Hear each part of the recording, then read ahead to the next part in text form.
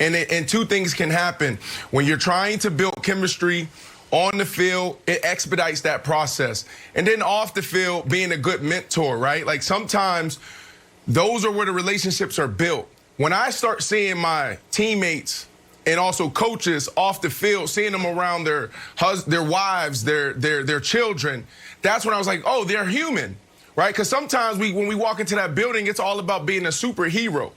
You know, you can't show any weakness. You can't show that you're hurt. You can't have any letdown moments. But when you're outside of the facility, now you're seeing people smile for the very first time. Like Coach Mangini on this show, he might be one of those guys that you look at inside the building like, does this guy have a heart? Does he even smile? Is he all about ball? And then you see him around his wife and kids, and you're like, he smiles. This is amazing. So when you're able to see Coach Mangini as a human, then that's when you're able to say, you know what, Coach, I understand what you're trying to accomplish. You know, I'm gonna listen to you. And I'm gonna actually move in the direction you want me to move. So I really like this move because it really sets up the team for success. And Antonio Brown needs it, to be quite frank.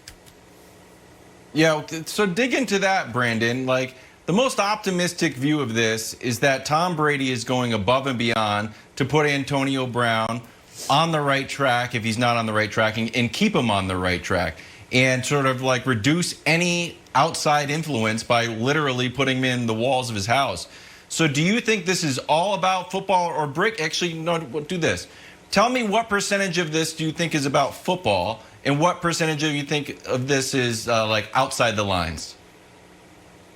20% football, Wilds. I mean, I did this, and I know Tom Brady's being intentional here. I moved in with Geno Smith. I was going into the later years of my career. I wanted to win. I wanted to be successful. I remember going to the New York Jets and say, the first thing that I'm going to do is find a room in Geno Smith's house, because now I'm able to be intentional every single day. Walk in and say, okay, or what are we doing today? Or do you want to go over any plays? Do you want to watch film today? What books are we reading on leadership? So I was able to build that rapport. And when you do that, it actually gives you the opportunity to hold each other accountable. Because when it gets rough and you just know me as the superhero, then it's going to be two superheroes battling. But when you know me as a human, as a man, then I'm able to say Antonio Brown, Geno Smith, like I don't understand what you're doing. Jay Cutler was able to look at me and say, Brandon, what the are you doing, right? So I love this situation for Antonio Brown because 80% is about his mental and who he is as a man. All right, listen, folks. I think we do a really good job, and it is an intentional job on this show, not to pat ourselves on the back, of at all times when possible, keeping the discussions about the actual games on the actual field or court, as it were, because that's typically what you're here for. In this instance, though, we are being negligent if we don't at least acknowledge and discuss why this is so odd and why, at least for me, it's so shocking. Since Antonio Brown last lived with Tom Brady, he has been credibly accused by two different women of sexual misconduct or assault. And it is beyond shocking to me that Tom Brady, who has a pretty sterling reputation, even though I poke fun at him at his older age, nobody takes shots at Tom Brady, the guy, the husband, the father, the man, any of those things, that he continues to attach himself to someone that he doesn't have some long-standing relationship with. He didn't win championships with. He had one good half of football with. And Wilds, you've been a Tom Brady fan for basically the entirety of your adult life.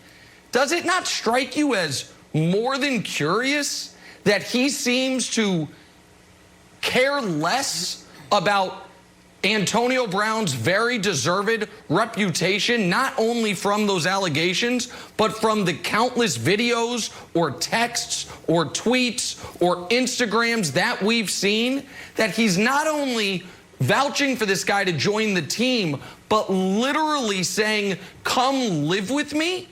Like, Wilds, for me, that is the part of this I can't figure out. No, I know, but I understand that. And Brandon, it makes me think, even when we listen to Tom Brady's quote, that their relationship is far deeper than just the on-field Patriots highlights of one game against the Dolphins. It must be. I mean, there was reports that Tom Brady hooked him up with Tony Robbins to try to get his life. So it feels like there's some sort of underreported mentorship happening that is now just kind of coming to light. But I don't know if we know the roots of this relationship as deep as obviously Tom Brady and Antonio Brown. Maybe you can shed some light on it. Yeah, 100%. Well, Nick, you're 100% right, man. Like when you look at guys off the field, you know, you have a responsibility to be someone that is a leader in the community. It just comes with the territory, whether you like it or not. I was a guy. It took me 4 years to understand that. And we have this saying called "football is family," and what they mean by that is, you know, you really care about that guy. Now, there's some people that will look at you and say, I only care about you as the player because I just want to win a Super Bowl. I just want to win. But behind the scenes, there's guys like Rod Smith. Rod Smith was a guy in my life that literally pulled me to the side every single day and said, how can I help you grow off the field? How can I help you grow as a man? So, yes, you know, on the field, it looks a little awkward. Like, is Tom Brady, does he just care about this guy as the player? Is he just trying to use him to win a Super Bowl? But behind the camera, behind the scenes, he's doing things that help him grow as a person. And you have to be able to respect that, right? Like, yes, there's some troubling allegations. But at the same time, you know, if you take the proper steps, you can help somebody mature. I came in the NFL as a boy, and I left a man. I saw thousands of boys enter into the NFL and leave a man. If you make it past a year or 2 years in the National Football League, you will leave that game as a man. So for me, those are the opportunity. Like, it's not just about ball. It's like, how do you pour into the next generation? And I think this is what Tom Brady is doing, is saying, look, you living with me will show you what a family is supposed to look like. How are you supposed to raise your kids? How are you supposed to communicate with your wife? So it's so much more than that. I learned in the locker room to tie, like, I learned how to tie a tie in the locker room. I learned how to shave my face in the locker room. I was 22 years of age, and I'm going to give it to you in a sec, Nick. I was 22 years of age when I learned these things in the Denver Broncos locker room. I also had tough conversations with coaches and players that said, Brandon, it's not all about football. When you see the Hall of Fame speeches, what do the guys talk about? Do they talk about their money? Do they talk about the fame? They say, I miss the relationships, because the relationships are deeper than just football, Nick. And I buy all of that.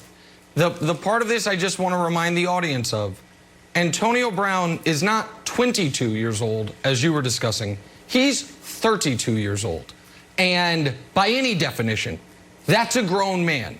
And so I'm not saying that at 32 you're done growing, you're done evolving, but he is not some young, lost player that's trying to find his way.